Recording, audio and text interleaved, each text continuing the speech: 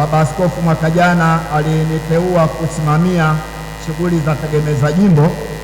Kwa hiyo niliteuliwa kusimamia jimbo kama mwenyekiti niliyokuwa nafanya kazi chini ya hawa waheshimiwa, ili kuweza kufanya kile ambacho Mungu amekitaka tukifanye.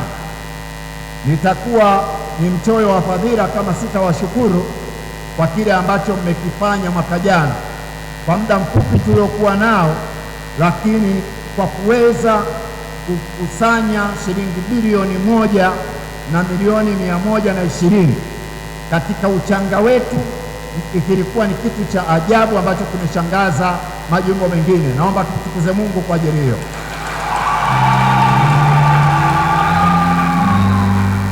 Watu wanaotoka majimbo mengine ambao tunawasiliana wanajaribu kuuliza, Bagamoyo mmefanyaje?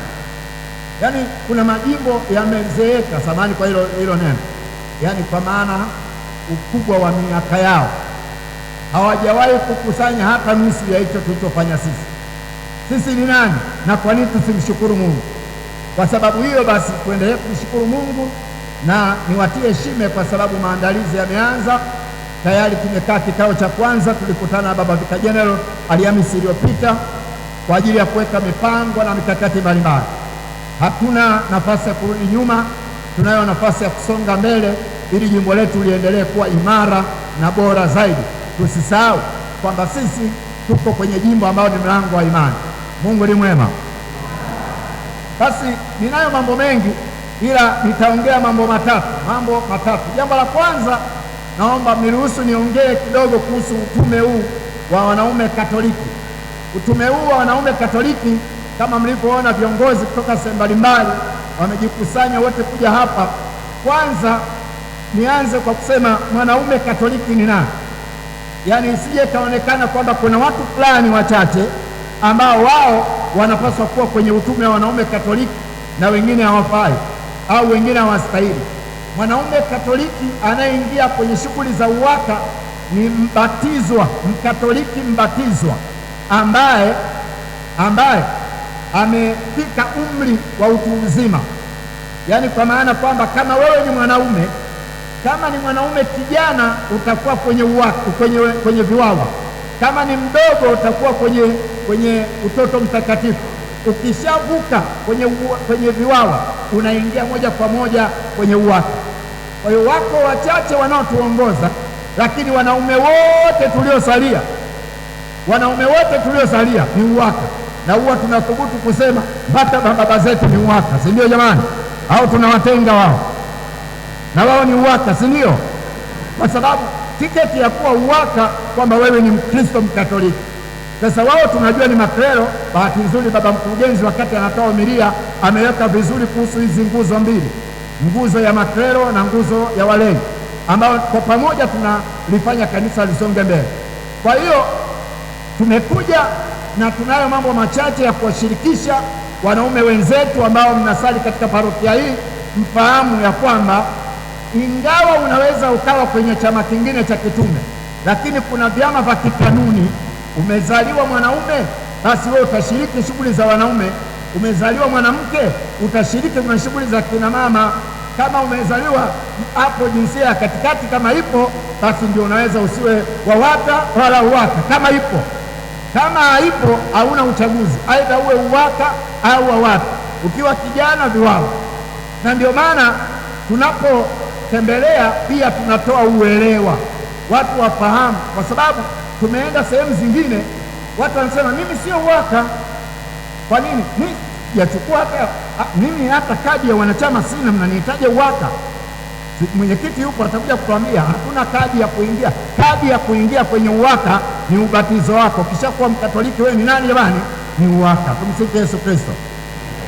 Sasa kidogo niongee kidogo kwa sababu mwanaume toka Mungu alivyoumba alimweka kwenye nafasi ya kipekee. Mungu amempa mwanaume heshima ya kuwa baba, ambacho wote tunajua ni cheo cha Mungu.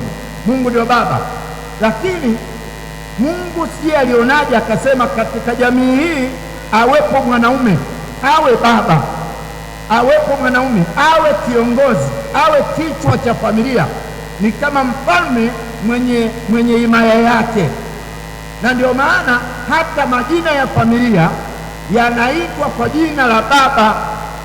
Mimi ni Mange, nimeoa kwenye ukoo wa kina Mangi wa kina Shayo. Mke wangu alikuwa anaitwa Angelika Barnabas Shayo. Alipoolewa na Mange, automatically umangi uliisha, anaitwa Mrs. Mange, na watoto ambao mimi sijawahi kwenda hospitali wala kubeba mimba, samahani natumia hilo neno moja kwa moja, lakini watoto wote wanaitwa jina la Mange mwishoni. Na hii hajaiweka mwanadamu, hii aliiweka Mungu mwenyewe, ndivyo alivyotaka. Wakati baba paroko anamtambulisha mkurugenzi wetu, alimtaja kwa jina la ukoo, akamwita Padre Malele. Maana yake ni kwamba ametoka kwenye huo ukoo, kwenye hiyo familia ya kina Malele. Kwa sababu hiyo ni Mungu aliyetangulia kuweka. Kuna vitu sisi hatuwezi kuvibadilisha, viko naturally, viko kwa asili kabisa, Mungu aliviweka. Kwa hiyo mwanaume, bali muongelee kidogo huyu mtu. Mwanaume anapaswa kupewa heshima yake kama mfalme wa mji, apewe heshima yake kama msimamizi wa boma, apewe heshima yake, lakini yeye pia ajitambue kwamba Mungu amemheshimu, amempa majukumu mazito. Mungu alipenda mwanaume aiongoze jamii yake, hata kwenye kuabudu, hata kwenye kufanya shughuli mbalimbali, hata kusimamia hiyo nyumba, familia iendeje, mwanaume. Kwa hiyo tunaongelea nafasi ya mwanaume. Mwanaume ana nafasi gani? Mwanaume ana nafasi ya kipekee, ni mwakilishi wa Mungu, ni kiumbe aliyeumbwa na Mungu, lakini Mungu amempa amwakilishe hapa duniani. Popote alipo mwanaume, inatakiwa ionekane sura ya huruma ya Mungu, ionekane sura ya usimamizi bora wa Mungu, sura ya utendaji wa kimamlaka ya kimungu iliyojaa upendo na usimamizi ndani. Ndio mwanaume ni mtu aliyebeba cheo cha ubaba, ni kiongozi wa familia, ni msimamizi mkuu na kauli ya mwisho kwa familia. Kwa hiyo ni vizuri tumtafute mwanaume popote alipo, tumtie moyo, tumjenge, tumuimarishe, tumwambie Mungu kakuamini, kakukabidhi jukumu la kuiangalia familia. Akikaa vizuri kwenye familia, ndivyo anakuja kanisani, tutampa cheo, ataongoza, lakini akijijua kwamba yeye ni mwanaume, yeye ni baba, yeye ni msimamizi, yeye ni kiongozi, yeye ni mtu anayehitaji kusimama vizuri, amepewa hiyo thamani na aliyempa Mungu, na jamii imekubali. Ni mwalimu, na mtu yeyote anayekuwa mwalimu lazima awe mfano. Mwalimu asipokuwa mfano mzuri, hata wanafunzi wake watakosea, kwa sababu wataiga kwa mwalimu wao. Kuna vitu wanaiga kwa kuvisikia, vingine kwa mwenendo. Wanasema kwa mwenendo huu tunapaswa kuiga hivi. Kwa mfano, wana wa Israeli wenzetu wale waliokuwa wanajifunza kuishika sheria walikuwa wanaenda kuishi nyumbani kwa mtu. Kwa mfano, ukisikia kina Gamalieli, ukisikia kina Nikodemas, maana yake wafuasi walikuwa wanaenda nyumbani kwake, wanakaa hapo, anajifunza kuongea kama bwana wake anavyoongea, yaani yule masta, yule mwalimu wake anafanya kama yule, na mtu akitoka hapo anajulikana, huyu katoka kwenye chuo cha rabi fulani. Rabi ni mwalimu, amejifunza kanuni na kujua vizuri cha kufanya.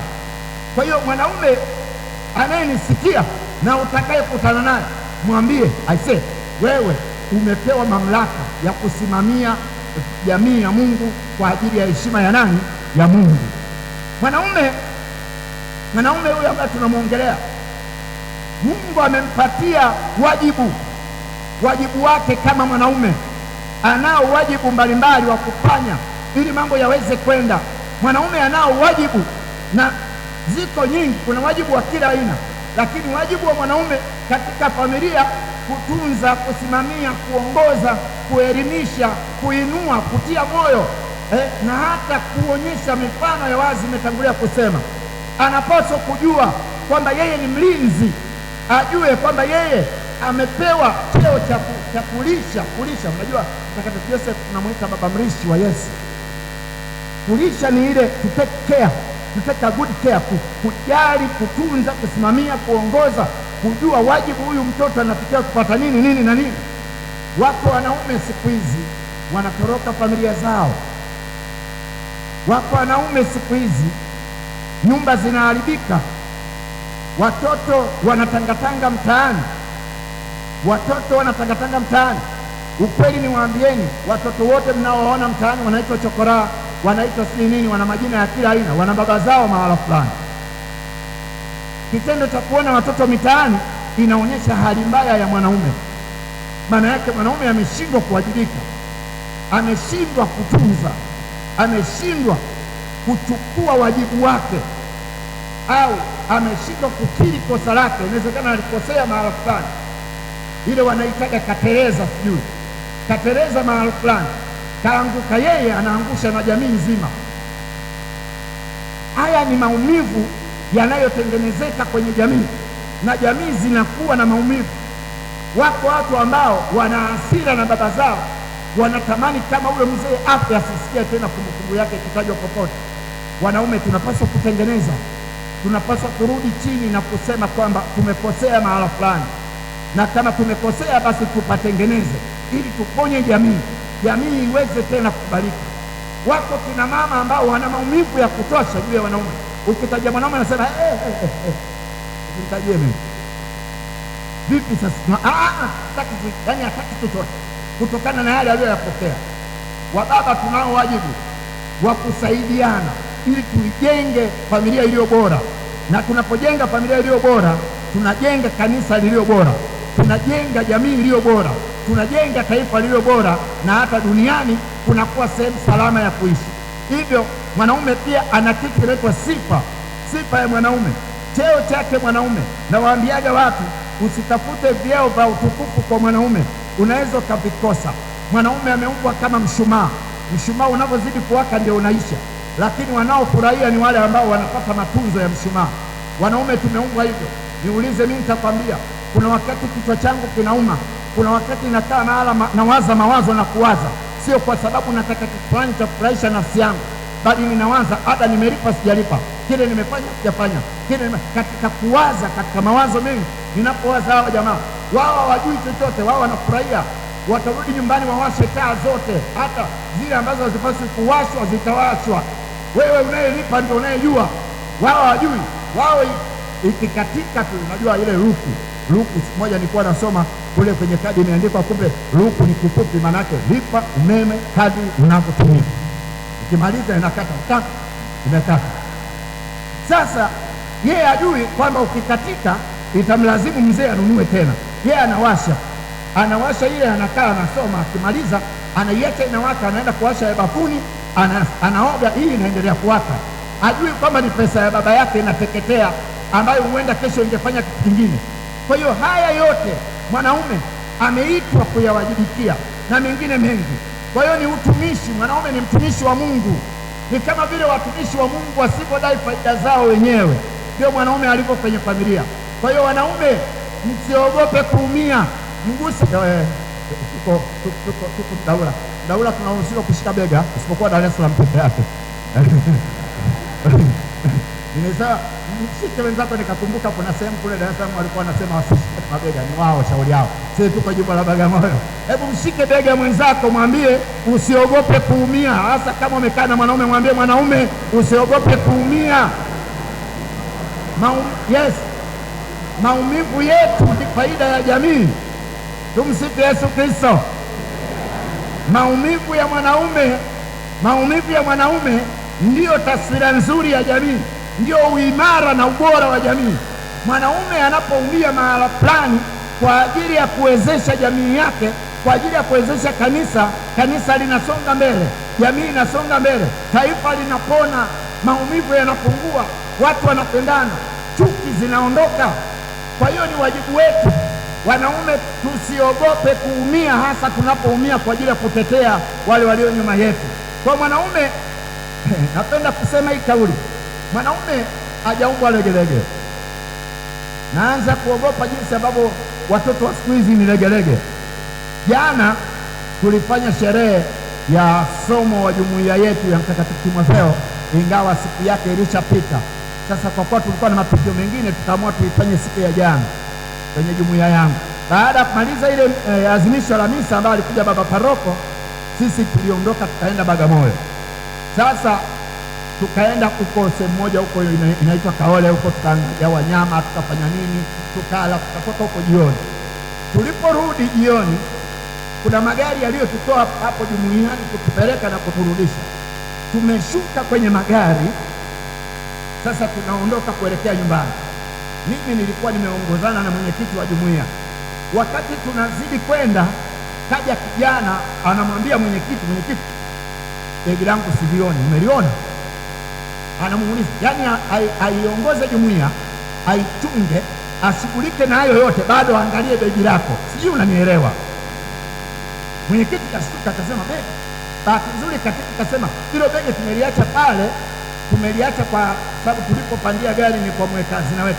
Nenda pale kwa mstanjao, kwa mweka hazina wetu, ndipo tulipo begi lilionekana liliwekwa pale.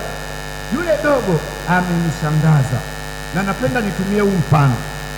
Baada ya kuambiwa begi liko pale, kwa kweli ni kama hapa na pale kwenye magari, kijana wa kiume ambaye nadhani atakuwa kati ya kidato cha 3 au cha 4, anaona uvivu kutoka hapa kwenda kuchukua begi lake pale.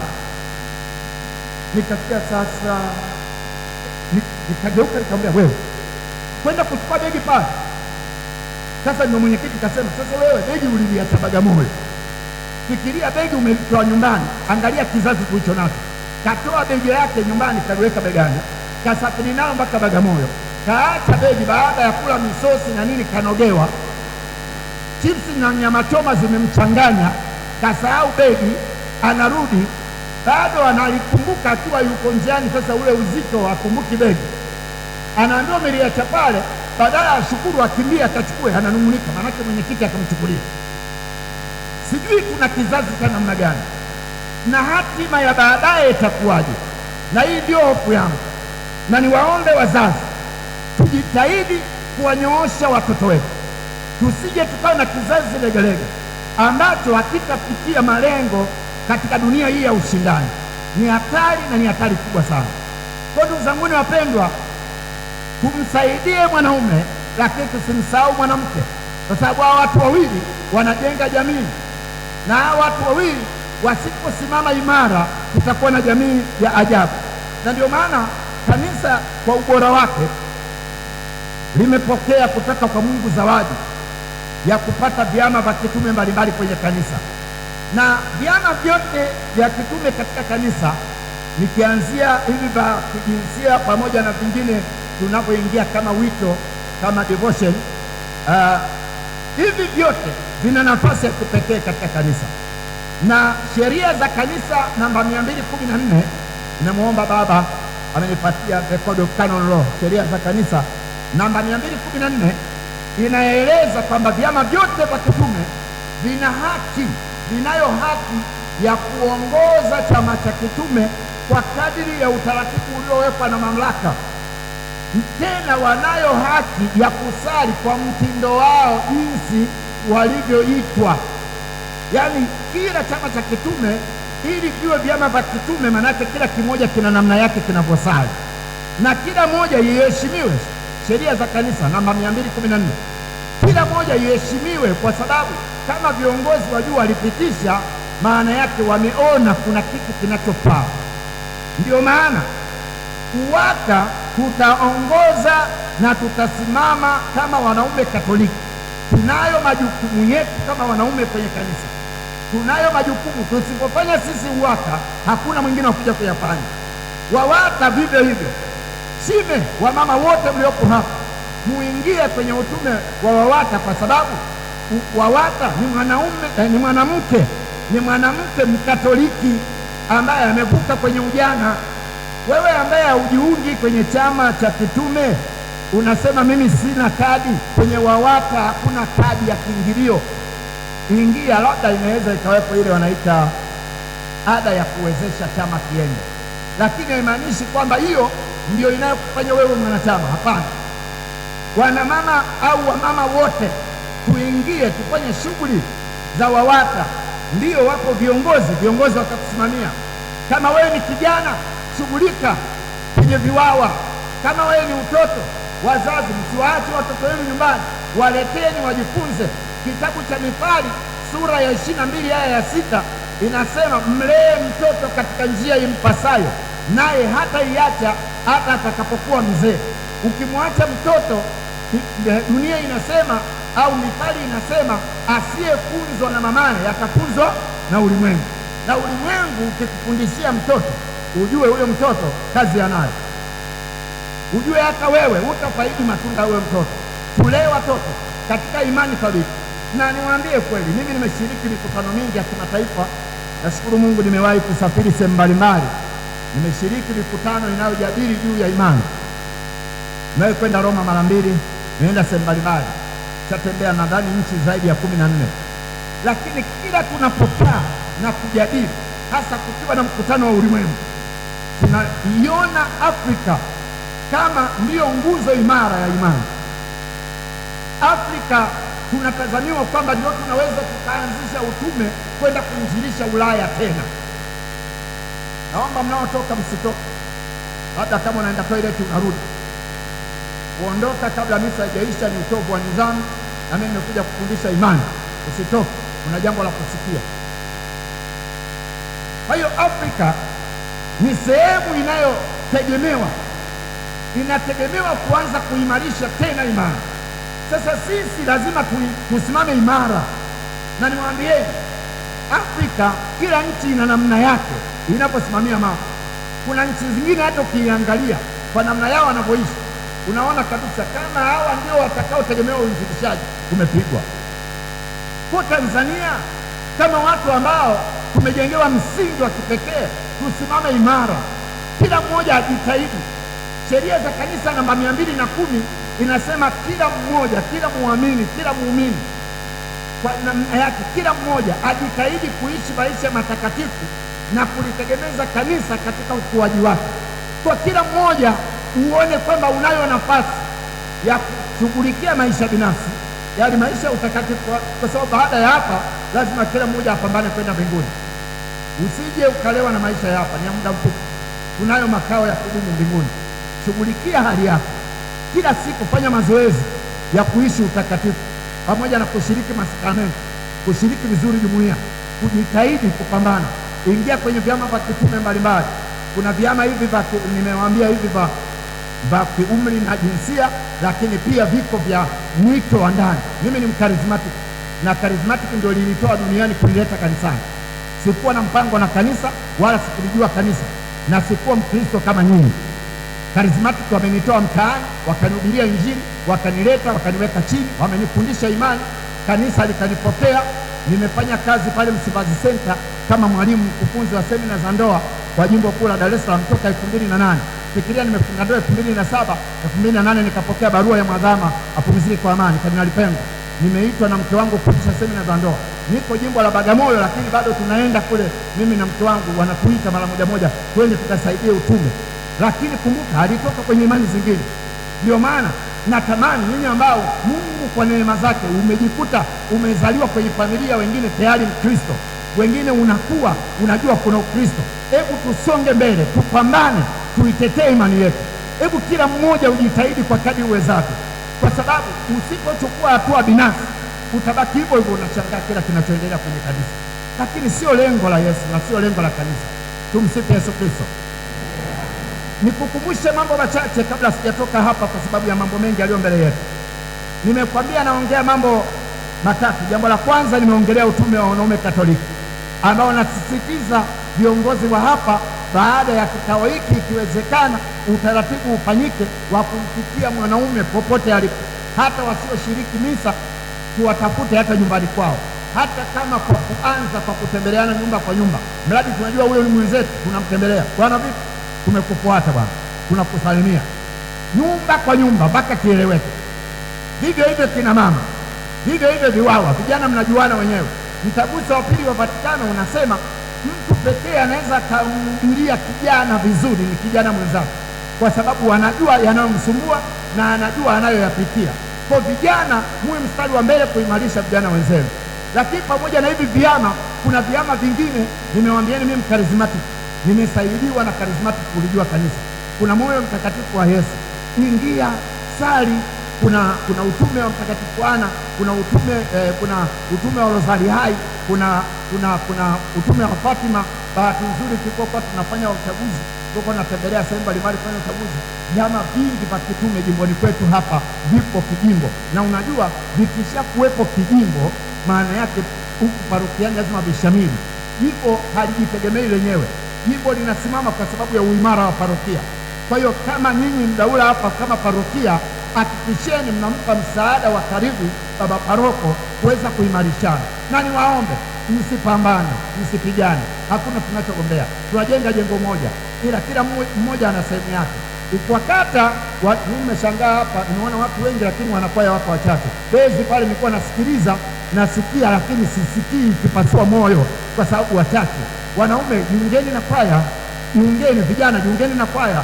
Uhai wa kwaya ndio uhai wa azimisho la misa. Kwa hiyo usikae tu wanakuja Jumapili, tena wengine hata hujui kitu kilisafishwa na nani. Hata ikiwa jumuiya yako wewe staff, kwenye kanisa hakuna staff. Kila mmoja anapaswa kufanya anachopaswa kufanya. Tumsifu Yesu Kristo. Jambo la pili na la tatu naunganisha. Jambo la pili ni kuhusu masuala ya imani. Ni pili wazi kwamba imani kama maandiko yanavyosema katika Waebrania sura ya 11 aya ya kwanza, basi imani ni kuwa na hakika ya mambo yatarajiwayo, bayana ya mambo yasiyoonekana. Lakini imani kama Warumi sura ya 10 aya ya 17 inaposema kwamba imani chanzo chake ni kusikia, na kusikia huja kwa neno la Kristo. Hauwezi kuwa na imani kama unajificha, haujisemi na haushikirizi kwenye misa. Wewe unasinzia, misa inaendelea, padri akimaliza kuhubiri ndio unashtuka. Kwa hiyo unakuwa umepitwa na kila kitu. Imani inajengeka namna gani? Kwa hiyo niwaombe wale ambao Jumamosi mnakuaga so busy kiasi kwamba mnavua samaki kwenye misa Kamongo, Kambale, laleni vizuri ili msikie mahubiri, usikie neno la kukufaa, la kukusaidia wiki nzima.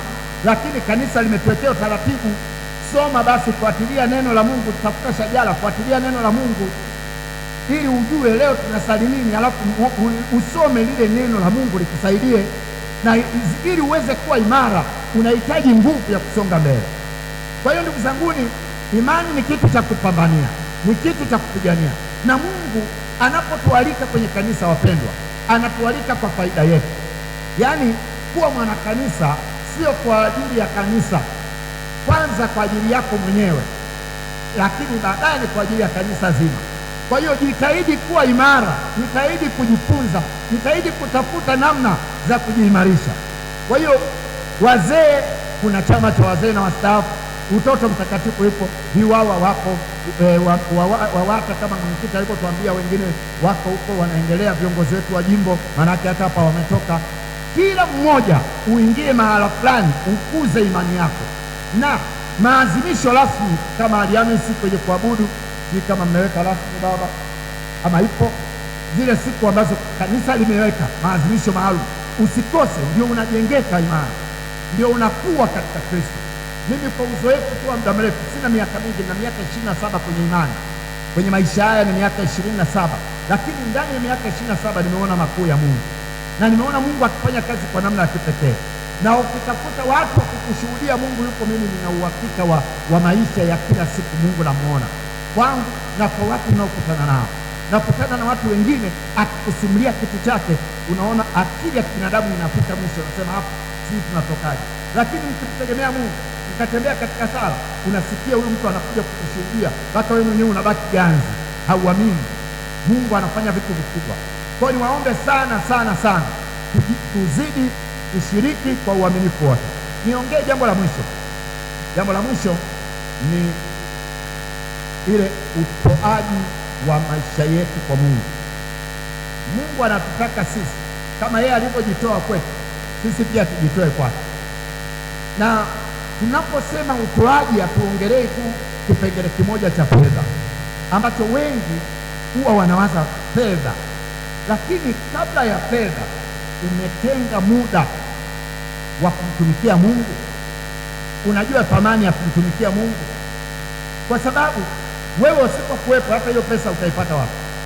Wewe kwanza Mungu anakupa masaa 24 unapumua. Wenzako wengine hawajulikani wanapumua au wameshaondoka, wanaangalia mashine inapocheza, wanajua bado yuko hai. Wewe unaamka na kuinuka, usiache kujitoa kumtumikia Mungu kwa shukrani zote. Niwapongeze sana, nimeona kanisa zuri, nimeona jengo hapo nyuma linaendelea, maana yake mnatoa na michango yenu kujenga, lakini msichoke. Nitawapa ushuhuda mdogo sana, alafu nitasoma vifungu vichache kwenye katekisimu, alafu nimalize. Ushuhuda wa kwanza ninaopenda kuwatolea, juzi kulikuwa Dominika ile iliyopita, iliyopita ile kabla ya hii ya juzi, yani manake ukianza leo kurudi nyuma Dominika ya tatu ukitoa leo kwenda nyuma, manake katikati hapo na nyingine kule nyingine. Tulikuwa na kipaimara pale parokiani kwetu, na kwenye misa ya kwanza nilisimama kuwakumbusha watu wa Mungu pale kanisani juu ya utoaji wa zaka, kwa sababu sisi Unju tumepambana kuweka utoaji wa zaka kipaumbele. Sasa wakati nimeeleza nikamaliza, nilipotoka baba paroko ndio aliyekuwa anaadhimisha misa akatoa ushuhuda, na ule ushuhuda ulinigusa sana. Akasema, mwalimu, nakushukuru kwa kile ulichosema, lakini napenda tu niwasisitizie Wakristo wajue kwamba kuna watu wameamua kusafiri na Mungu. Akasema kuna mama mmoja ameipatia parokia eneo la shamba lake eka 75. Nikashtuka kwanza, naiangalia dunia ya sasa hivi, alafu kwenye yani eka 75 ambayo nimekaa na mwenyekiti nikamuuliza, kwa maeneo hayo gharama ya viwanja sasa hivi inafikaje? Kama tungeuza haraka haraka tungepata bei gani? Akasema zaidi ya milioni 500. Yaani kuna Mkristo mwenzangu mbatizwa kama mimi anaweka milioni 500 au 400 mezani kwa ajili ya utumishi wa Kristo. Alafu kuna mimi niko kwenye benchi, mchango wa pili umefika, najaribu kuchukua waleti yangu, alafu nachungulia, natafuta ndogo, alafu nikiikosa ndogo naamua kuahirisha. Nasema hii inanifaa pasupu. Tumsifu Yesu Kristo. Sijui umenielewa? Hebu tujipime, tunampenda Mungu kweli, aliye pumzi yetu, aliye chanzo cha kila kitu chetu? Upo kwa sababu Mungu amependa uwepo. Kama umesoma, kama umefaulu chochote, kama una akili, ni kwa sababu Mungu ameweka hiyo akili. Kama watu wamekusaidia, sababu Mungu kainua watu wakusaidia. Na niwaambieni ndugu zanguni, tusipambane wala tusiweke nia ya kuzuia kile tunachokipata kwa ajili ya ujenzi wa kanisa la Mungu. Mafundisho ya kanisa katika katekisimu ya kanisa Katoliki namba 2099, katekisimu ya kanisa Katoliki namba 2099 inasema maneno haya ambayo napenda niwasomee kabla sijamaliza hapa. Anasema ni haki kumtolea Mungu sadaka kama alama ya kumwabudu, shukrani, kumkiri, maombezi na ushirika. Ni haki kumtolea Mungu sadaka kama alama. Unapotoa sadaka ni alama ya kuabudu, alama ya kushukuru, kwamba kila unapotoa sadaka unazidi kumwabudu Mungu. Kila unapotoa sadaka unakiri ukuu wa Mungu. Kama sio wewe Mungu nisingepata hata hiki. Wangapi wametoka, wameenda, wamerudi, hawajapata chochote? Mimi nimepata. Mungu asante. Lakini pia ni alama ya kuomba tena, Mungu, bado nina uhitaji, bado nina changamoto ile na ile na ile. Sadaka hii kukumbushe kama ya Kornelio ilivyomkumbusha Mungu. Kornelio alikuwa anatoa sadaka katika kitabu cha Matendo ya Mitume sura ya 10. Tunaambia sadaka yake na sala zake zimefika kwa Mungu na kumkumbusha Mungu, na Mungu akaleta mjumbe aliyewaongoza wakaingia kwenye wokovu wa Mungu nyumba nzima, kwa sababu ya sadaka na sala za Kornelio alizokuwa akitoa kwenye maisha yake. Lakini pia ni alama ya ushirika. Mungu, kule kwenye biashara yangu, nafanya biashara na watu, mimi siwajui wanawaza nini juu yangu. Ninatoa hii sadaka kukuomba uwe mshirika. Mungu uwe sehemu ya ile biashara, uwe sehemu ya ule mradi. Mungu unipiganie. Huenda wanawaza kuangusha mradi, huenda wanawaza kuniua mimi, huenda wanawaza chochote, mimi sijui. Kila utakapoiangalia sadaka hii, Mungu ukumbuke mradi wangu.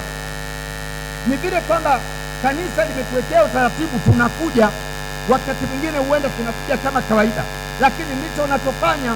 Mafundisho mama ya kanisa kwenye katekisimu ya kanisa Katoliki ndiyo yanatuambia hivyo. Kwa kila unapoleta sadaka, maana yake unakiri ukuu wa Mungu, bado unamuomba Mungu azunguke na wewe kwenye mambo yako ya kila siku, alinde watoto wako, alinde nyumba yako. Wewe unatoka, kwa mfano sisi tumetoka Bunju, familia tumeacha huko, tumeacha mali huko, kazini umeacha huko, umefunga Ijumaa, umeacha ofisi, umeondoka, unarudi Jumatatu. Anayeweza kukusaidia Jumatatu ukaikuta na usalama huo huo ni Mungu. Ndio maana kila utoaji wa sadaka ni fursa kwako na kwangu. Wapendwa, katekisimu hii ya kanisa Katoliki katika kipengele cha namba 356 mpaka 358 inaeleza ya kwamba katika viumbe vyote alivyoviumba Mungu, mtu peke yake anao uwezo wa kumfahamu na kumpenda muumba wake. Ni yeye kiumbe pekee mbele ya Mungu. Kinaendelea kusema ya kwamba Mungu aliumba vitu vyote kwa ajili ya mwanadamu, lakini mwanadamu kwa ajili ya kumtolea yeye. Maana yake Mungu ameweka daraja, ameumba viumbe, kaviweka chini ya mwanadamu, mwanadamu avitawale, avitumie kama vya kwake, lakini asisahau kwamba viumbe hivyo havijapewa akili ya kujitoa kwa Mungu. Ng'ombe, bata, sungura, pesa, chochote hakiwezi kutoka kule kikaja hapa kujitoa chenyewe. Mungu huo uwezo kauacha kwa mwanadamu. Mwanadamu ndio uvichukue hivi viumbe, uviambie, mimi kweli ninakumiliki kama bwana wako, lakini yuko bwana mkubwa aliyekuumba wewe na mimi. Twende kanisani ukamwabudu Mungu. Unapotoa hapa, umevileta viumbe vimwabudu, kwa sababu ukisoma vizuri maandiko, Mungu ameumba vitu vyote vimwabudu, lakini hajavipa akili ya kujileta wenyewe. Mwanadamu asiposhiriki, maanake mwanadamu anaingia kwenye upinzani na Mungu wa kuzuia vitu vingine visimwabudu muumba. Unaona jinsi mwanadamu ulipopewa heshima ya pekee. Kwa hiyo ndugu zangu wapendwa, tujue kabisa ya kwamba ni fahari kubwa kujitoa na kumtolea Mungu, kwa sababu tunamrudishia Mungu kile ambacho ni haki yake, lakini anachokitaka tukitoe kwa utii. Nami baada ya kusema maneno haya, ninaomba niwashukuru kwa kunisikiliza na niwashukuru viongozi wangu kwa kunivumilia. Inawezekana imezidi dakika kadhaa, 2, 3, 5 hadi 10, huenda kiangalia vizuri, kweli imezidi dakika 10. Naomba radhi. Asanteni kwa msikilizaji.